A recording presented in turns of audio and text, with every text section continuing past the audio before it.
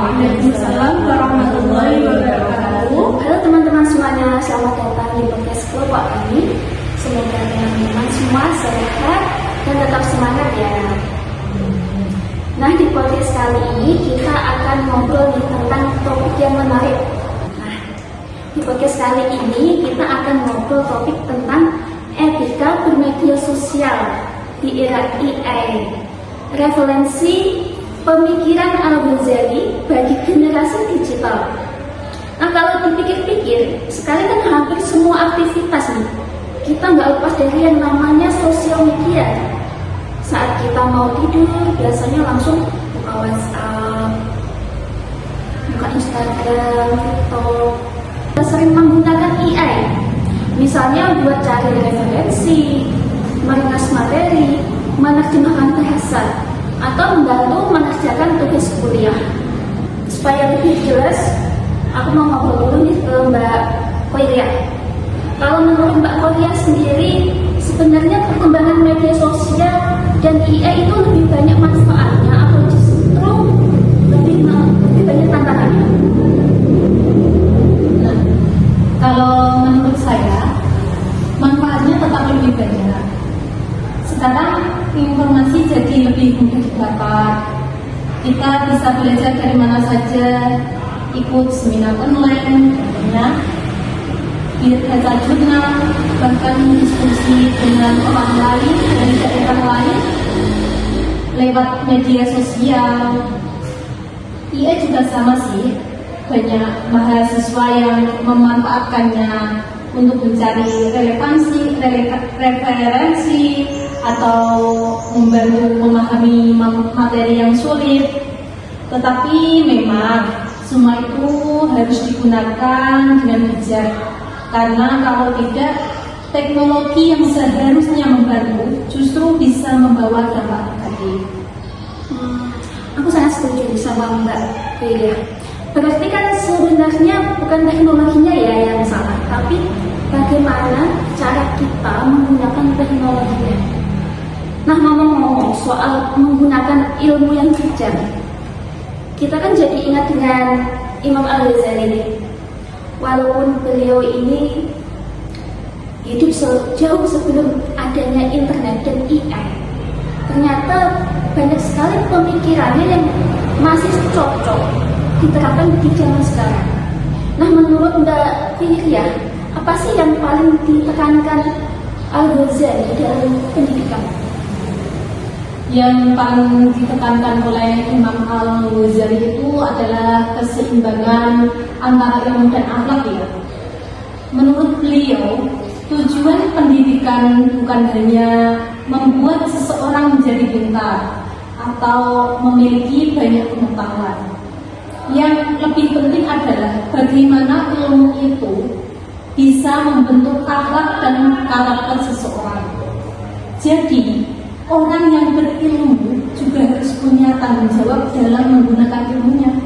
Kalau ilmunya tinggi, tapi akhlaknya kurang baik, ilmu itu justru bisa digunakan untuk hal-hal yang merugikan orang lain. Sebaliknya, kalau ilmu dibarengi akhlak yang baik, manfaatnya akan dirasakan bukan hanya oleh diri sendiri, tapi juga oleh orang lain, masyarakat, misalnya. Berarti bisa dibilang kalau Al-Ghazali itu menganggap akhlak itu sama pentingnya dengan ilmu ya Mbak Koiria. Aku juga membaca kalau beliau membahas tentang tazkiyatun nafs. Mungkin masih ada yang belum familiar dengan istilah itu. Bisa tolong dijelaskan sedikit Mbak Koiria? Akhlak itu sama pentingnya dengan ilmu ya, penting. Untuk tazkiyatun nafs itu artinya penyucian jiwa atau membersihkan diri dari sifat-sifat itu. Misalnya sifat mudah marah, iri, dengki, sombong, atau suka berbohong. Kalau kita kaitkan dengan kehidupan sekarang, menurutku itu penting sekali. Di media sosial misalnya, kadang kita mudah terpancing emosi karena membaca komentar orang lain. Ada juga yang sengaja menyebarkan fitnah atau informasi palsu. Nah, dari Al-Ghazali mengajarkan supaya kita mampu mengendalikan diri sebelum bertindak. Jangan sampai emosi menguasai kita. Saya juga setuju nih Pak Oli. Kadang kan kita cuma gara-gara satu komentar ya, orang bisa saling balas dan akhirnya malah jadi panjang urusannya. Jadi kan sebenarnya menjaga diri itu juga bagian dari etika media sosial kan. Selain itu, apakah Al-Ghazali juga membahas tentang adab dalam mencari ilmu? Betul. Menurut Al-Ghazali, orang yang mencari ilmu harus memiliki adab. Artinya jangan hanya mengejar hasil atau nilai, tetapi juga menghargai proses belajarnya. Kalau dikaitkan dengan AI, menurutku itu sangat relevan. Sekarang memang mudah mendapatkan jawaban dari AI, tapi kalau kita hanya mencari jawabannya tanpa memahami isi materinya, berarti kita kehilangan tujuan utama untuk belajar. Belajar itu bukan sekedar menyelesaikan tugas, tetapi memahami ilmu dan bisa menerapkan dalam kehidupan sehari-hari. Ini sangat menarik ya. Berarti AI itu boleh digunakan, tapi jangan sampai kita menggantikan proses belajar yang muncul.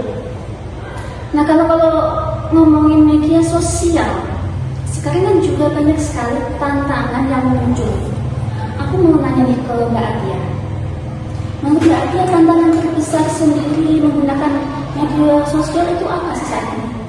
Kalau yang saya ketahui dari media sosial itu dari dua ya, yang paling relevan dalam media sosial sekarang ya. Banyak-banyak yang itu apa? Kayak memberikan berita luar, menyebarkan informasi yang tidak jelas. Padahal itu kan belum tahu asli atau enggaknya. Dan benar banget nih, kadang kan orang lebih berani berkomentar kasar ya di media sosial dibanding kalau kita ketemu langsung. Kalau menurut Mbak Atia, apa sih ajaran Al-Ghazali yang lebih cocok diterapkan untuk menghadapi kondisi tersebut? Kalau menurut saya itu kita harus belajar lisan kita ya. Seperti kita pada zaman Al-Ghazali, kita harus memberikan lisan kita agar tidak menyakiti orang lain. Kita harus berpikir apakah dalam kita mengatakan atau kita berkomentar menyakiti yang bersangkutan atau tidak. Jadi kita kalau ini berkomentar, kita harus berpikir apakah komentar itu bermanfaat untuk orang lain atau komentar kita hanya untuk menyakiti orang lain. Jadi kita itu tidak boleh berkomentar dengan sesuai hati kita. Kadang kita tidak tahu hati seseorang. Nah, itu yang dinamakan tabayun ya. Jadi kita memastikan dulu apakah berita itu benar atau tidak. Jangan dulu untuk menyebarkannya. Menurutku kalau semua orang melakukan itu, mungkin penyebaran hoax bisa jauh lebih berkurang. Nah, tadi kita kan sudah membahas tentang hoax dan pentingnya menjaga etika saat bermedia sosial. Nah, sekarang kita akan beralih ke topik yang ramai banget nih, yaitu penggunaan AI dalam dunia pendidikan. Aku mau tanya nih ke Mbak Atia, menurut Mbak Atia sendiri, AI itu lebih banyak membantu atau justru membuat mahasiswa jadi malas berpikir? Kalau menurut saya itu AI sangat membantu mahasiswa ketika kita diberi tugas oleh dosen untuk mengerjakan tugas secara deadline. Akan tetapi kita itu tidak boleh hanya bergantung pada AI. AI itu cuma hanya membantu untuk materi yang kita belum paham. Aku juga pernah melihat nih hal yang seperti itu. Kadang kan ada yang langsung copy paste coba dari AI tanpa kita terlebih dahulu atau dipahami terlebih dahulu. Menurut Mbak Atia sama Mbak Koy, apakah itu termasuk cara belajar yang baik? Kalau menurut saya sih belum ya. Karena tujuan belajar itu bukan sekedar mengumpulkan tugas, tetapi memahami materi. Kalau kita hanya mencari jawaban AI, mungkin tugasnya selesai, tapi tidak untuk ilmunya yang belum tentu kita pahami. Makanya AI sebaiknya dipakai sebagai alat bantu, bukan pengganti proses belajar. Berarti AI itu seperti ibaratnya kalkulator. Dia membantu menghitung yang lebih cepat, tapi kita harus paham cara menghitung. Ya, betul sekali. Kalau kita memahami konsepnya dulu, AI akan sangat bermanfaat. Tapi kalau hanya mengandalkan AI, kita bisa kehilangan kebiasaan berpikir sendiri. Nah, Mbak Atia, menurut Mbak Atia, dampaknya apa sih kalau mahasiswa itu terlalu bergantung pada AI? Kalau yang saya ketahui ya, yang pertama itu kita akan malas berpikir. Kita hanya mengandalkan AI untuk jawaban yang instan. Yang kedua, kreativitas kita menurun. Setiap manusia itu memiliki kreativitas sendiri-sendiri. Nah, terus yang ketiga itu AI langsung disalin tanpa mencantumkan sumber atau referensi yang diberikan. Jadi terjerumus ke plagiasi. Jadi menurutku kita tetap harus belajar, kita tetap harus berpikir, jangan hanya mengandalkan AI untuk membantu kita melengkapi materi tersebut. Kita juga harus tetap belajar agar kita itu paham apa yang akan kita sampaikan kepada dosen. Jadi kita tetap harus aktif belajar, bukan hanya mencari jawaban yang cepat. Ngomong-ngomong soal pendidikan, aku jadi penasaran. Sekarang kan AI sudah semakin bebas. Menurut kalian, Mbak Atia sama Mbak Koyer, apakah suatu saat nanti AI itu bisa menggantikan peran seorang guru? Kalau menurut saya itu enggak ya.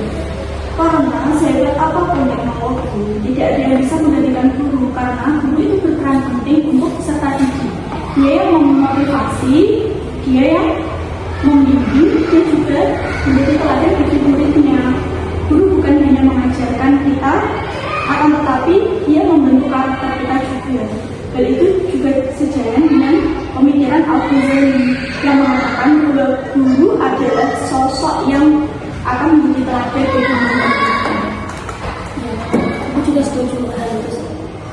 Karena sehebat apapun teknologi, tetapi kalau nilai-nilai seperti akhlak, adab, dan karakter itu biasanya dipelajari dari orang lain, terutama dari guru, masyarakat, maupun orang tua, keluarga.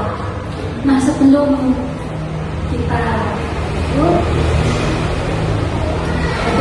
ini, aku ingin bertanya nih pendapat dari Mbak Atia sama Mbak Koyer. Menurut Atia sama Mbak Koyer, penggunaan media sosial AI apa yang akan kalian sampaikan ke mahasiswa?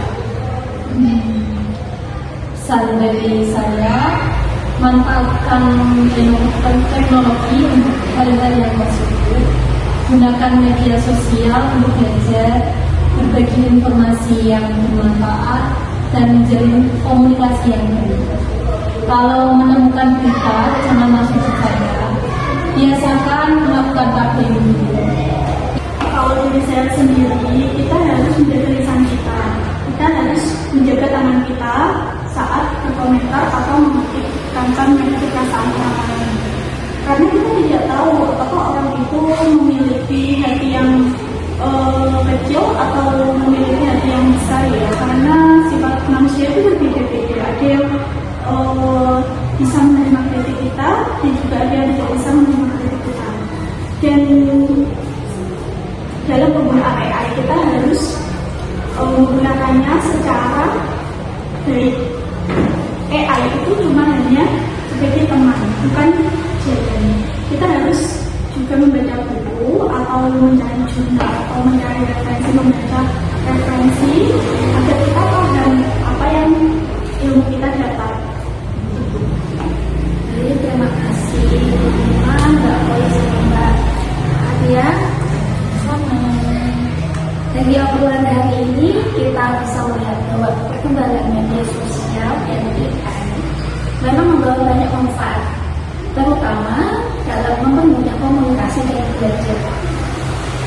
dibalik itu semua, kita juga harus menghadapi berbagai tantangan seperti hoax, cyberbullying, penyalahgunaan AI, dan menggunakan kemampuan berpikir kritis. Jika teknologi digunakan secara yang tidak bijak, disinilah kita pemikiran Al-Ghazali kita tanamkan untuk saat ini itu masih sangat relevan. Beliau mengajarkan bahwa ilmu harus selalu disertai dengan akhlak, adab, pengendalian diri, dan tanggung jawab. Kalau nilai-nilai itu kita terapkan dalam kehidupan sehari-hari, baik saat menggunakan media sosial maupun AI, maka teknologi akan menjadi sarana yang bermanfaat kan sebaliknya. Nah, semoga podcast kali ini bisa menambah wawasan kita dan mengingatkan kita bahwa secanggih apapun teknologi, akhlak tetap menjadi hal yang paling penting. Nah, saya ini sebagai pemandu podcast mengucapkan terima